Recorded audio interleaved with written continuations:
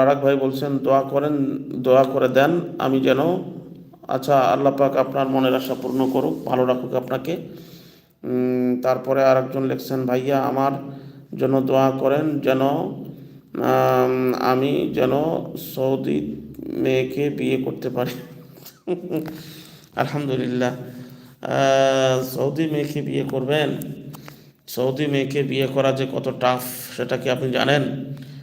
তারপরও আমি দোয়া করলে তো দোয়া কবুল হতে নাও পারে, কারণ দোয়া কবুল হবে না হয়তো বা। কেন?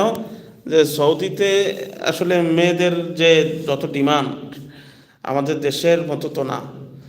আহ, যাই হোক, আহ, দোয়া করি যেন আপনি, যেহেতু বিয়ে মনে হয় করেননি, আল্লাহ পাক যেন আপনার নসিবের মধ্যে একজন ভালো, ন্যায় নিষ্ঠাবান এবং সতী সাধবী একজন নারী যেন আল্লাহ পাক আপনার কপালে জোটায়। আল্লাহুম্মা আমিন। তারপরে